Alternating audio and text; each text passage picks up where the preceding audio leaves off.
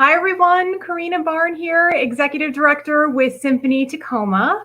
And we are really excited to present the Tacoma Method and let you know all about it. But before I do that, I think the last time that I did a Facebook and YouTube Live, we were in Jumanji level 8 or 9. And for some reason, now we're back at Jumanji level 2. And I'm sure those of you that live in Pierce County probably have groaned a little bit, but I have to go ahead and make that joke. Before we get started, though, I would love to thank our sponsors. So please help me thank Tacoma Creates, Multicare, the Washington State Arts Commission, Heritage Bank, R.L. Ray Violin Shop, and Tacoma Community College. Now, we have had a lot of pandemic hobbies, my husband and I. The first one that I can think of was we started really getting into making sourdough bread and all the different types of things that you can make with your sourdough starter, from cookies to pancakes to, of course, sourdough. But a little bit into the pandemic, we actually transitioned into a different type of pandemic hobby, and we started making pies. So every time there was a farmer's market downtown on Broadway, I would collect whatever berries there were, and my husband and I would make a pie. And while this was the tastiest thing that I have done, it certainly wasn't great for our waistlines. But we're looking forward to the Broadway Farmers Market starting up again, and we're going to try to see maybe we can make mini pies, I think, this time. And speaking of which, we are actually really excited because we are going to have a string quartet perform at the opening on May 6th of the Broadway Farmers Market coming up. And they are going to be playing a lot of different types of music, from Bach to the Beatles. And maybe if Susan, our marketing manager, is lucky, they might throw some Tom Petty in there for her. Now, we are ready to bring on our first guest tonight. It is someone that has actually hosted our Facebook Lives many times. It is Professor Dr. Gregory Youtz, so we can bring Greg on. Hi, Karina. Hi, Greg. How are you? Great. It's always nice to be back with Symphony Tacoma. So, Greg, tell me, what has been your pandemic hobby, or what things have you been getting back into? I have been paying attention to birds. My wife and I have set up a lot of bird feeders, and I'm started for the first time in my life to begin to identify birds. I'm very excited about this. The only downside is that when you have lots of bird feeders, you have lots of seed on the ground beneath the feeders. And so we've also developed a large colony of rats. So we're just beginning to think about what to do about the rats. Oh my. I think they're cute, but my wife doesn't think they're cute. Well, Greg, I think that our entire audience must know you, but for anyone new that's joining us, Greg received his BM in composition from University of Washington, and then his DMA in composition from University of Michigan. And Greg has this lifelong interest of different cultures. So he's done a lot of research in China, Trinidad, and Tobago, and enjoys drawing conceptual and musical ideas from those rich traditions. And I don't think the Tacoma Method is any different from your lifelong hobby. So, Greg, can you introduce our next guest and then also talk to us about what is the Tacoma Method? Yeah. Well, thank you, Karina. Our next guest is my collaborator in the making of this opera called Tacoma Method, and that is Evergreen College professor Zhang. Zhang, welcome. Good to see you. Yes. Zhang is one of those rare people who is a true polymath. She has a doctoral degree in biomedical sciences from Cornell, but she teaches biomedical sciences at Evergreen College, both in Olympia and in Tacoma. But she also, on alternate years, teaches Chinese culture, poetry, history, literature, these kinds of things. So I welcome Zhang. It's nice to see your face. You're down there in Olympia, I know. And I first met Zhang as a poet. She is a quite well-established and well-known poet writing in Chinese. But she and her husband, Leonard Schwartz, are also major opera fans. And so they go to New York frequently for operas. They go to Santa Fe for operas. They go to Seattle Opera, of course. And at some point, Zhang, you decided to see what it would be like to try to write an opera libretto. About 10 years ago, you showed me an opera libretto, and I got so excited that I decided that we should actually write this opera.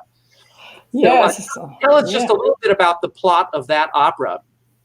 Tacoma Method, or the first one, the first collaborator. First one. Yeah, the first one is about a Chinese poet, woman poet, lived about 2,000 years ago in Han Dynasty, and about her life through Han Dynasty, end of Han Dynasty war. It is like a culture encounter. I somehow inevitably attracted to female figures who are in the middle of a conflict and struggle through life and facing different cultures, and how they survive. Not only survive, they thrive. So her name is Hai-Ting. So she's really well known among the Chinese poetry circle, and she is also a musician. So that landed her fair and square in the middle of opera stage. She's had a life that is bigger than real person. It's across different countries. In the court, there's her singing, and the poetry is recorded in the Han Dynasty court record, which is really rare for a woman. So amazing woman. The more I study her, the more I'm kind of amazed.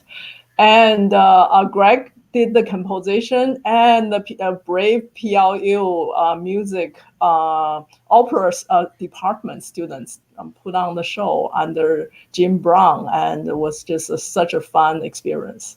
Yeah, I was terribly proud of my PLU colleagues and students for actually pulling off a major contemporary opera built right here in Tacoma. And Zhang, you were deeply involved in that and helping us to understand all the Chinese history and characters.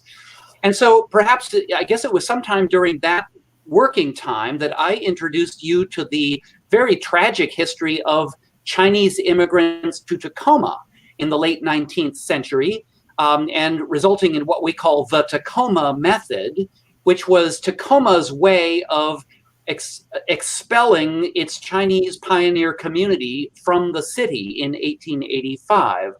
And I guess you were unaware, you came to this country in 1986 as an immigrant, and were 100 years after that expulsion, and were fairly unaware of these kinds of histories. So my memory is that you really got very excited about researching this, and pretty much told me that we have to make the next opera about this. Is that your memory too? Oh, I see Zhang looks frozen. I think she's having internet trouble, so I will carry on here a little bit. Well, Greg, I do have a question though. Can you talk a little bit about our partners in this project, the Chinese Reconciliation Foundation, and how you got to know them, and maybe their part in this great project that we're doing? Sure, absolutely. Besides being a music professor in composition at PLU, I'm also a board member of the Chinese Reconciliation Project Foundation. This is the group in Tacoma that is building the Chinese Park on Tacoma's waterfront. And we're also the people who put on the Moon Festival every September.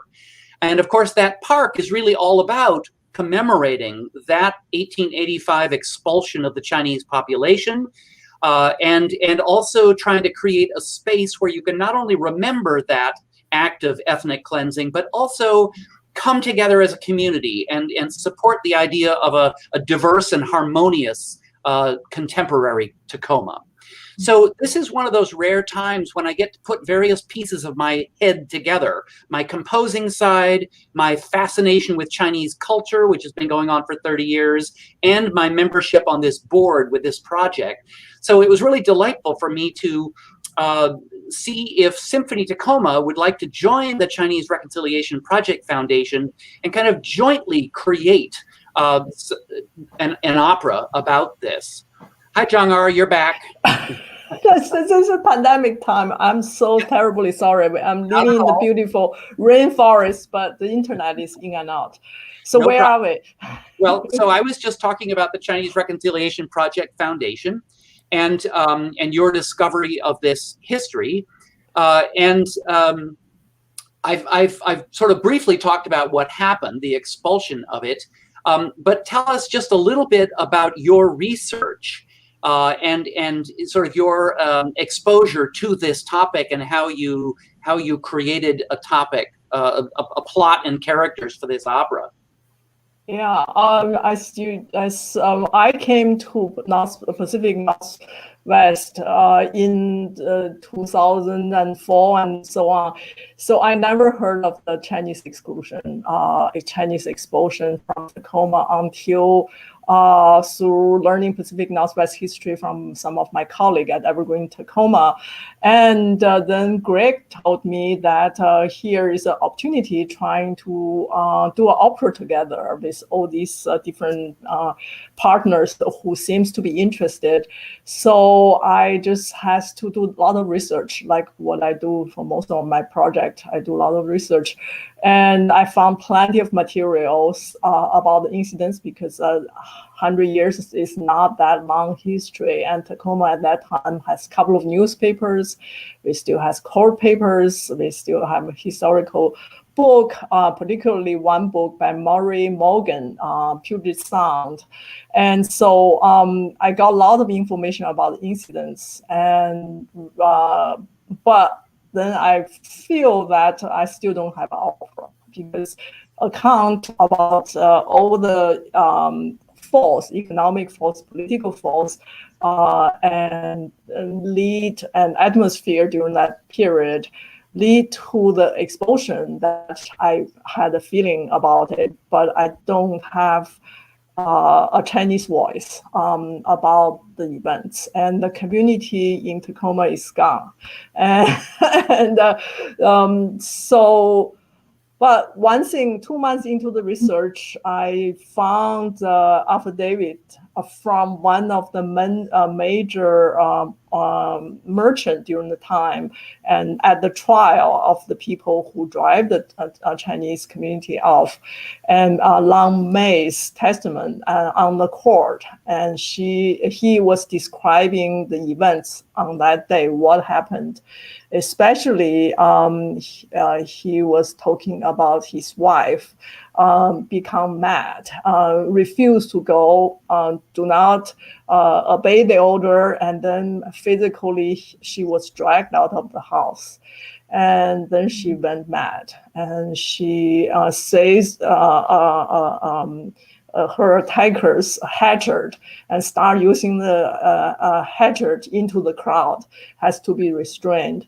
So for me, that all of a sudden gave me entrance because I know sufferings, conflict suffering tend to be on historical book, recording the battlefield, the man's politics, and the property lost. But a lot of times the cost is in the children and the woman. So then that led to me to go to San Francisco, Chinatown. There is a film archive by the contemporary of Lang Mei, Tacoma Method, and some of those images of showing Chinese visitors at that time, or laborers and merchants and their families, that really gave me the emotional contour and the complexity of the structure of the society, of the community. And some of their poetry, they have quite a few poetry competitions. Some of the poem was collected during that period. So make me feel I have a feeling of this long away community, which is, I don't have an intrinsic knowledge besides I'm a fellow Chinese many generations later and from a different part of China. So that's how I talked to Greg and said, okay, I think we have an opera. And so build around particularly Lang Mei, Madam Mei's madness and the transformation. Yeah. Good. Some of you know that Symphony Tacoma was planning on doing a concert excerpt from this opera, about 40 minutes worth, which is about a third of the opera, last November. But of course, it was canceled due to COVID, and so that will be coming up sometime in the future. But like every other orchestra, Symphony Tacoma rather brilliantly pivoted and started making video pieces, right? And so we've been enjoying those online events this year. And so we decided that we should do an online replacement for the missing November performance, and that we would make 3 music videos of 3 arias from this opera. And we decided to focus on the character of Mrs. May. She is the wife of the merchant Lum May. She's Zhang Er's main character in the plot, in the libretto. And so these videos will actually premiere in May, on May 23rd. We'll remind you of that later. But we have just some little clips of 2 of these videos to share with you tonight. And we're going to share them with you twice. Each one's only about a minute long. So right now, we're going to show you these 2 videos without a whole lot of explanation. All you need to know is that the character is Mrs. May. And the first one is while she's still okay, she's drinking tea, perhaps with a friend, and singing about her life in Tacoma. And the second one is after the mob has attacked her house and her mind has snapped, and now she's sort of going in and out of awareness, and we, the audience, are sort of following her fractured mind. This is the very last aria in the opera. So I'm going to ask Susan Newsom, our technical wizard backstage, to play for us these 2 short clips.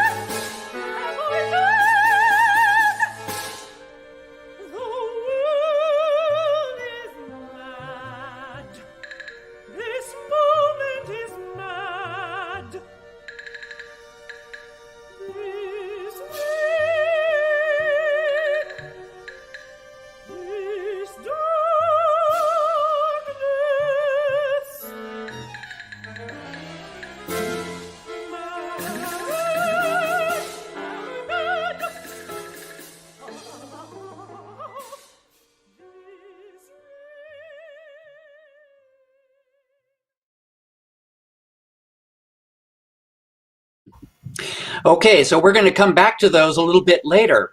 But the question to your mind should be, well, who's that singer and who made that video? So at this point, we'd like to introduce the singer, and I'm going to let Zhang introduce Hai-Ting Chinn.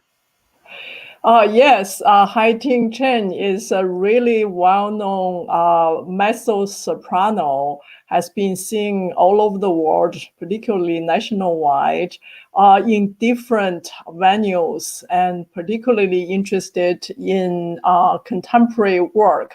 And she was featured in the revival tour of Philip Glass Einstein on the Beach, performed at venues around the world from 2011 to 2014.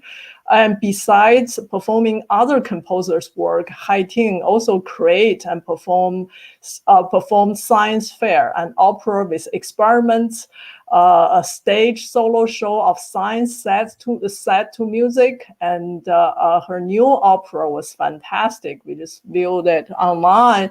It's called Astronautica, Voice of Woman in Space. So I met Hai-Ting many years ago through a common friend, mutual friend, and we collaborated before this opera in a monodrama opera called Moon in the Mirror, based on a Chinese legend of Moon Lady. Hai-Ting, again, is the main heroine of that opera. And I'm so impressed by her beauty, as you can all be, and in voice and person, and also her dedication to her art, as well as her embracing of new music and her Chinese heritage.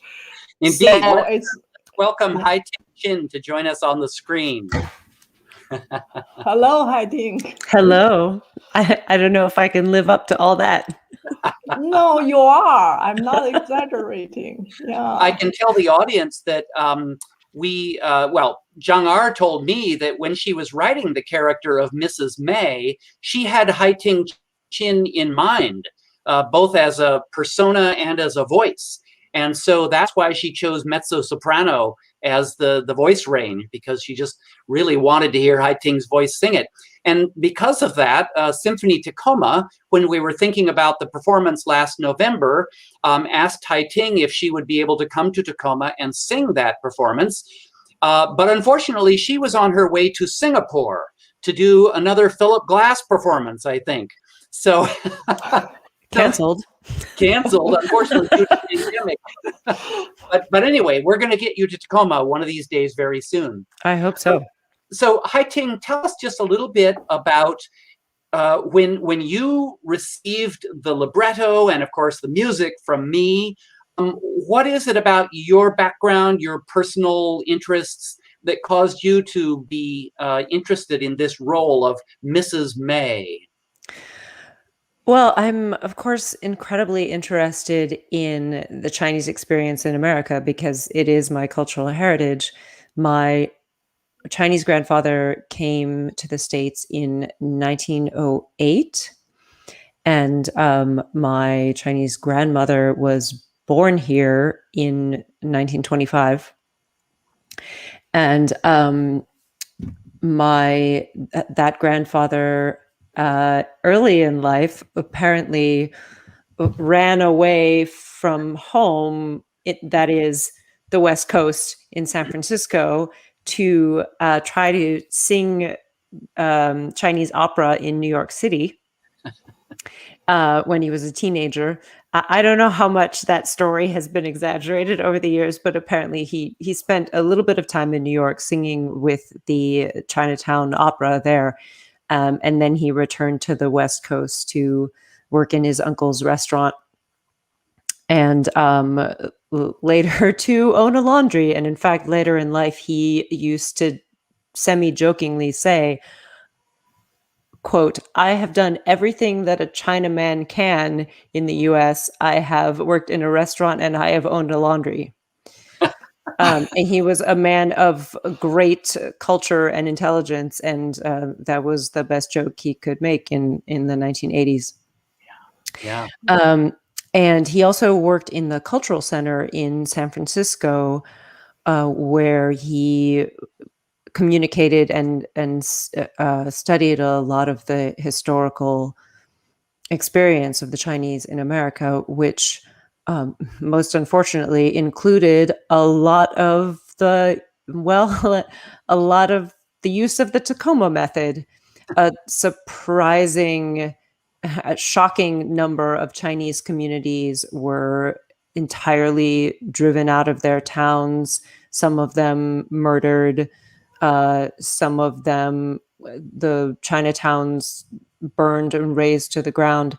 And I have to admit that even I, as the granddaughter of a man who in later life worked at the Chinese Cultural Center and spent time communicating these things. And then his son, my father, who is also a poet, has researched and written about a lot of these less fortunate Chinese experiences in America. Even with that heritage and everything that's been passed down to me historically, this year, especially after the horrific murders in Georgia, have learned so much more about this kind of historical event in the US. And one of the things that historians have been saying in the last couple of months have been pointing out is that when this kind of thing happens to Asian Americans, very often the entire history of it is erased from memory. And because of that, later generations never hear about it. Is that someone's cat? It's my old cat, very grumpy, because I wasn't petting her. She's very angry about the unfortunate history of the Chinese in America. Yes, I think that's probably what it is. She understands. Yeah, so I've been once again learning more about historical events that have been erased from our collective consciousness in America. So I think this piece is even more important after this year that we've had, after this terrible year that we've had, than it was already. And I would also like to say that I come from Arcata, California, and the Arcata Eureka area had a similar incident at a similar time where they drove out all the Chinese. They were literally put on a boat, all of them together, and sent. I guess they ended up in San Francisco, where that sort of thing was also happening. But they were literally driven out of the county, and Humboldt County had a Chinese ban until as late as the 60s. Wow. Which meant that my father and one other man who moved there in the 70s were the only Chinese in the county for years and years. Wow.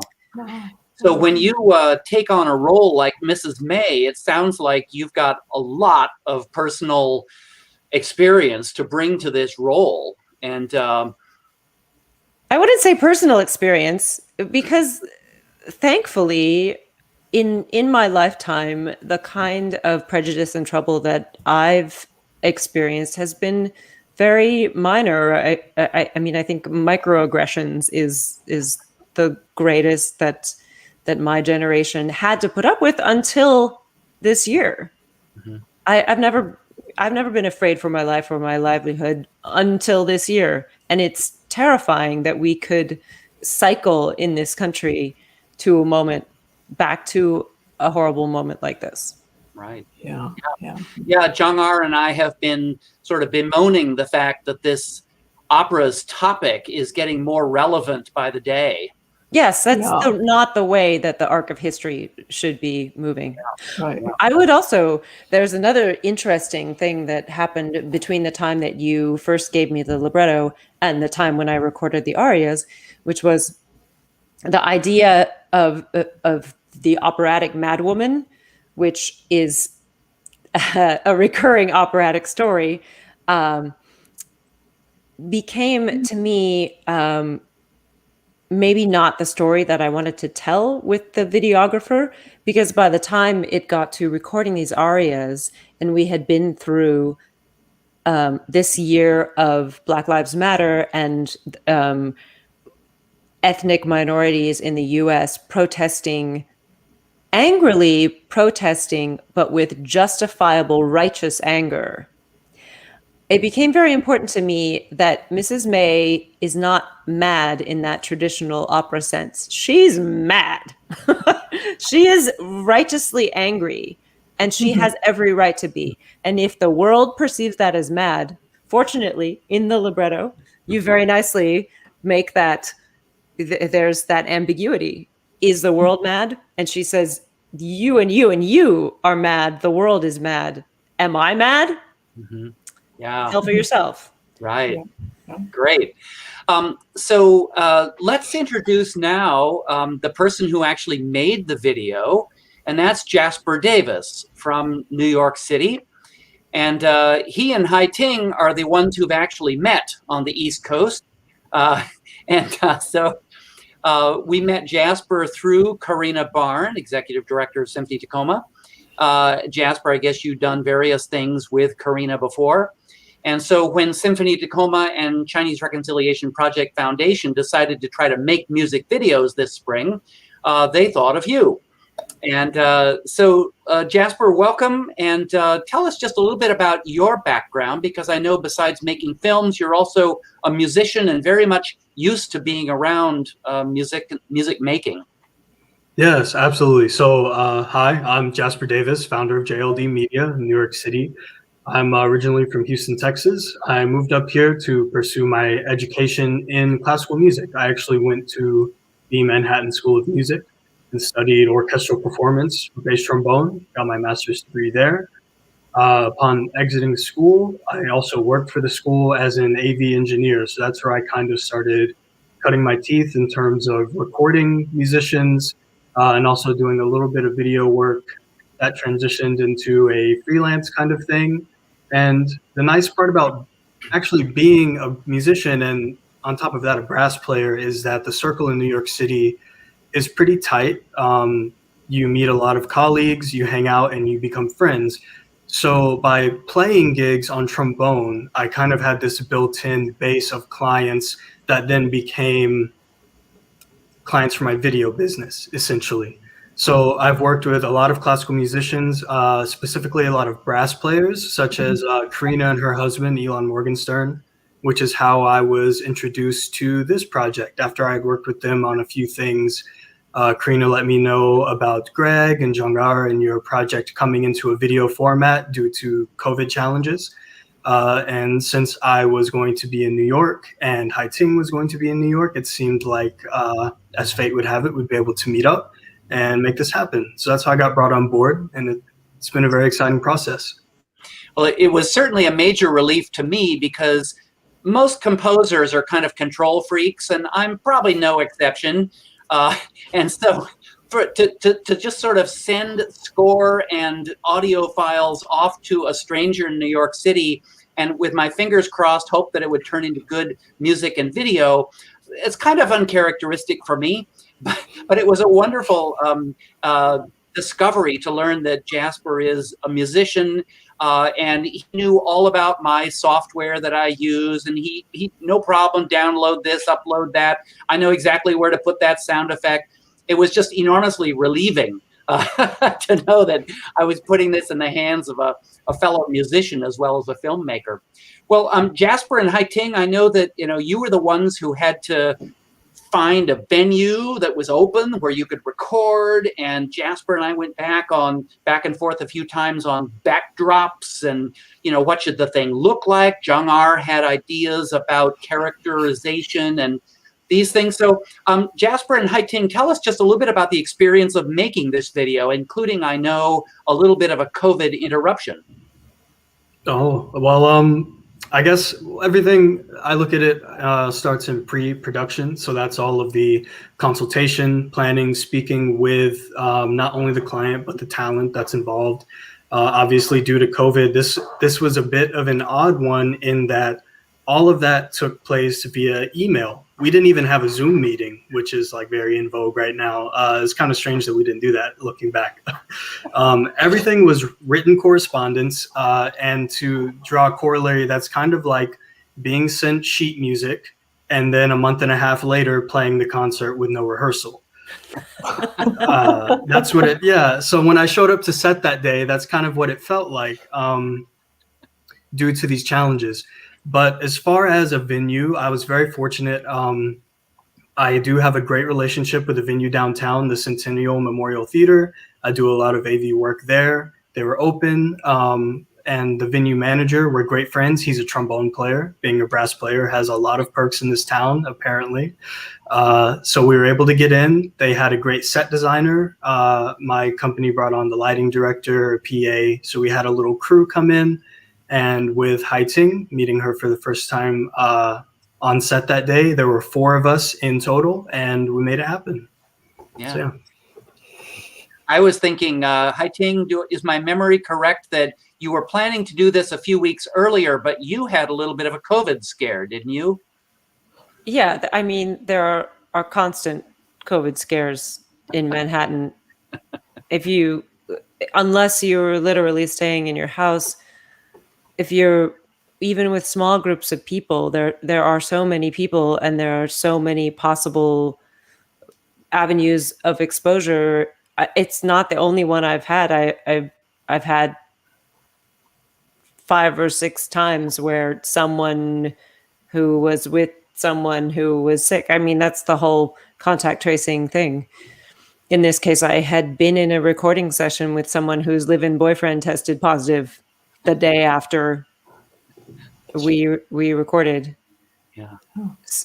And then the availability of tests has been up and down. Sometimes it's really easy to get one, and sometimes you cannot find one unless you want to stand in a line for 4.5 hours was the longest I stood in a line to get a COVID test.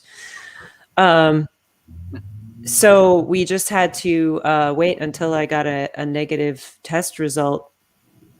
And by then, our date at the venue had to be changed. Yeah.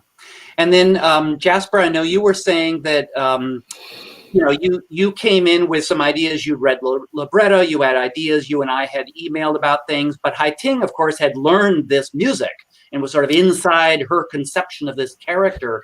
So how did you guys decide what was going to happen in the video that day? Yes, Jasper, when you say there was no rehearsal, there was a lot of rehearsal in my living room with the MIDI orchestra. A lot. I do not doubt it. Guess what? That MIDI orchestra plays the same every single time. I don't know how it does that. Exactly. Isn't that the great thing? That's the great thing about MIDI orchestra. Very, very consistent. They don't need a conductor. Always together, in tune. My favorite. Just in case anybody out there doesn't know, MIDI stands for Musical Instrument Digital Interface. It means my computer is being the orchestra. And so the only live sound that you're hearing is actually Hai-Ting's voice. Everything else is computer generated. And that's why, I mean, it's good for a pandemic year, but we're sure looking forward to live instruments someday. Well, so Jasper and Hai-Ting, tell us a little bit about when you met together on the stage, and then how did you kind of come to decisions about the video? Well, just parenthetically, speaking of the MIDI orchestra, this must have been the weirdest musical experience for Jasper, because what we did is I had the sound of the orchestra in my earbuds so that it wouldn't get to the microphones that he was recording on. So I was just singing absolutely a cappella to him in the theater. And there were probably long silences where I was kind of going 2, 3, 4, 3, 2. And then singing, sometimes he'd say, "Is it over?" Yeah. Yeah, it was a little strange to hear just the a cappella voice, because I had been, Greg sent me the MIDI files early. I, of course, had the score. You have to study these things before you go into production so that you have kind of a plan or a treatment of how you're going to treat the scene.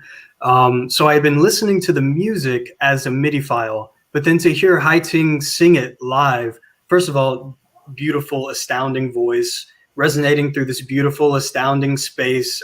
It was a real joy just to be there. It's kind of a concert of one. That was great.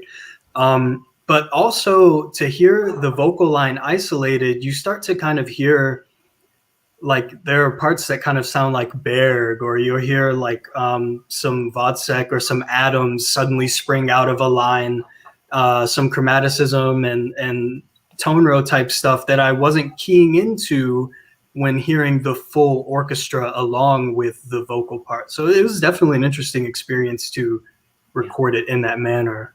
And some of the opposite. I think that the vocal lines themselves sometimes are very like simple tonal melodies, but then when you hear them with the orchestration, they suddenly sound atonal. Right. Very cool. Absolutely. Yeah, absolutely. One thing I can say about the music is that part of my job was to somehow create a kind of a bi-musical opera. Part of the music is all about the white Euro-Americans, so sort of pioneer instruments, sounds, hymns, folk songs, these kinds of things. And then, of course, there's the Chinese community, which needs its own music. And so part of my job was to figure out a chamber orchestra that could go back and forth between sounding Chinese and sounding European or American. So that was great fun for me. And I've spent 30 years thinking about these things. So this opera is kind of a chance for me to pull out everything I know and try to make it happen. Okay, so I think what we'll do now is return to those videos. And let's have Zhang set up the first one for us. If we remember, Hai-Ting was having tea. And maybe you could read us the first paragraph of the words of this and tell us what's happening for the character at this point in the plot. Right. So the entire opera has 2 acts, and all these things is happening in the second act. The first act started as a Chinese New Year on year 1885.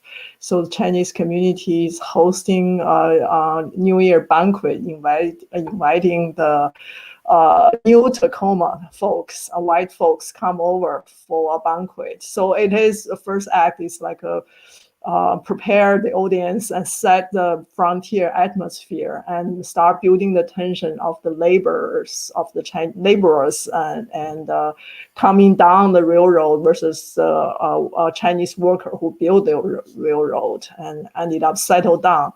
The second act is the conflict you're already seeing in the first act start to become more obvious to the surface rather than just everybody talking to themselves. And then we have the opera house scene in Tacoma, when Tacoma town people they made the decision after a huge chorus and sings and Greg was so beautifully. They decide to drive out the Chinese. So that lead to the second scene in the second act is when Hai-Ting's role, Mrs. May, is debating with one of her confidant, girlfriend, another wife of a merchant, whether she should stay or she should leave. Her friend is very much terrified, want to leave. They think the mob are going to run over the city. But Mrs. May back different because she has been here for more than 10 years. She loves Americans. She like the possibility this city offers. So that's what she was, while she drinking tea, Hai-Ting is saying, this is my home, long shop and my garden, rose hips and holly berries, autumn dahlias brighten my day. Among dog firs, golden bamboo rustle at the ocean's brim. Over the Pacific, white waves roll, and so on. And the next sentence, which is not in the recording, where can I go? So she's debating, looking out of her scene. And the golden bamboos, I noticed in Tacoma particularly, they are clearly not indigenous. There are golden bamboos growing on certain part of the city street, especially the waterfront. I suspect that is brought here by the early Chinese immigrants. Yeah.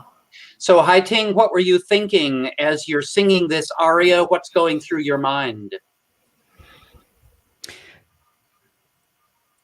Well, I mean, all that imagery is very home-like and familiar to me as someone from Arcata, California.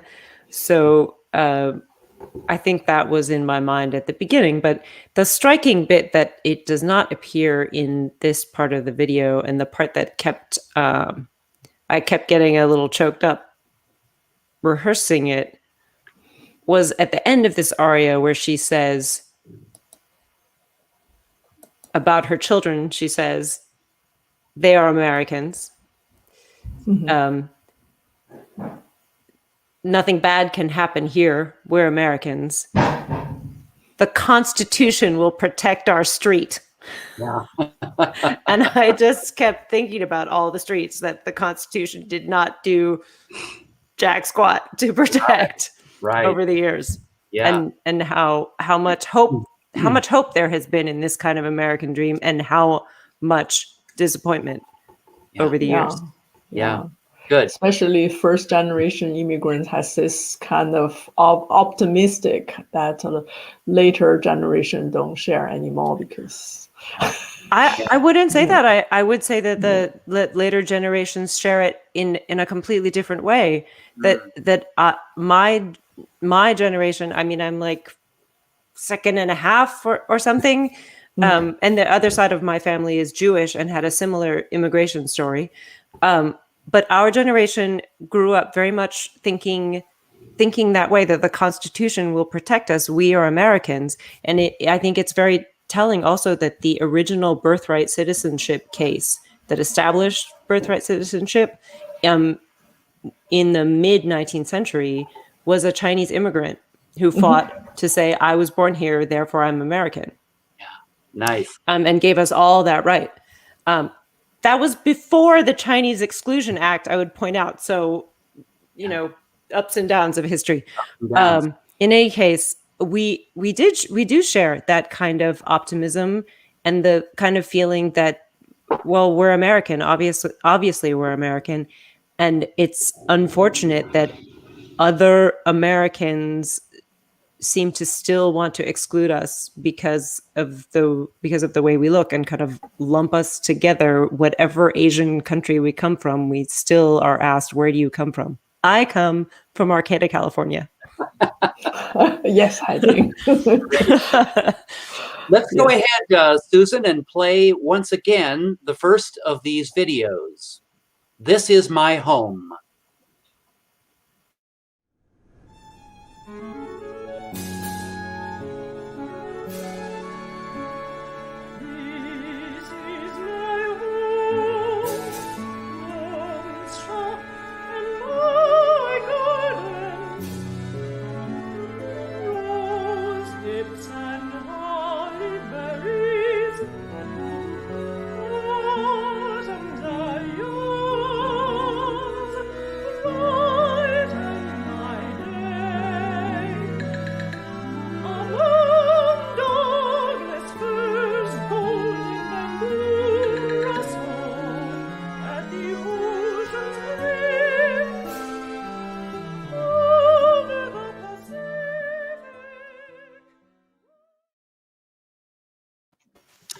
And Jasper, you gave us that sort of beautiful, glowing golden light and the slow motion tea pouring out. It was just so kind of luscious. Yeah, I wanted to. This is what I love about and what drew me to filmmaking. Kind of the intersection of technical aspects and the artistic expression. So in digging into the libretto and listening to the music, looking down the score, trying to capture the character of the aria. So in the hall, we have a lot of options as far as lighting, and then our lighting director did a beautiful job of taking direction and kind of giving it this warm glow. I wanted it to feel very more than casual, comforting for the viewer. This is the beginning. There's still that hope. There's some indecision, but for the most part, this is a conversation between friends. I wanted to use those slow motion close-ups with eye contact of Hai-Ting for the viewer to kind of feel like you are in conversation with her, talking over this very serious issue, but you're still sitting down for tea in someone's home as a guest. So that was kind of the goal there. Yeah. Great. And so now we'll turn to the second of the two kind of teaser videos. Remember, we're going to present all three arias to you in May. But the second teaser that Jasper provided for us tonight, you remember, is after Mrs. May has been attacked and her mind is kind of fractured, and so we're kind of inside her scattered thoughts as she's trying to respond to this violence. Go ahead, Zhang, and read us some of this final aria's libretto. Yeah, and also I want to just say I agree with Hai-Ting. Is Mrs. May mad, or is she just mad angry? And also this phenomenon of Chinese women tend to be, for centuries, thousands of years,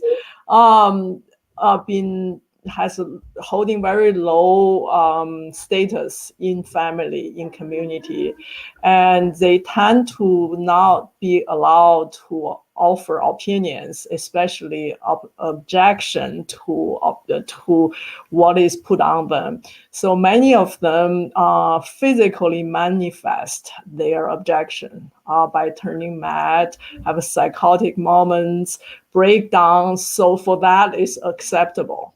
Right, but if you use your voice to reason out, people thinking you're ignored. So one of the way for Chinese women to express themselves is to become mad and has somatic diseases.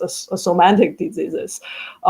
that is part of the physicalities here. And I think in the libretto, I want the characters start to acting out crazy, exaggerated, to manifest her anger and create scattered mind or emotional psychotic.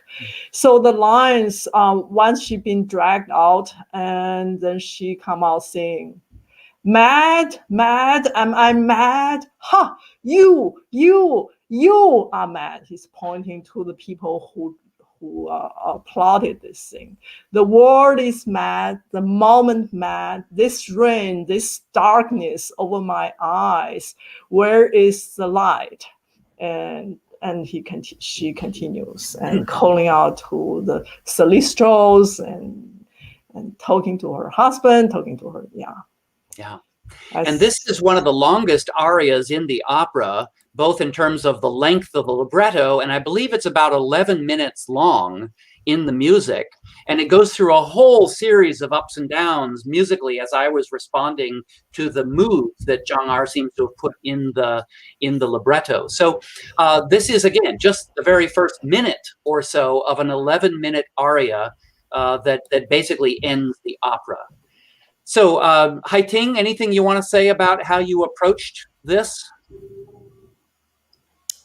I think I already said it earlier, that I really, listening to Zhang talk about it, I absolutely understand what she says about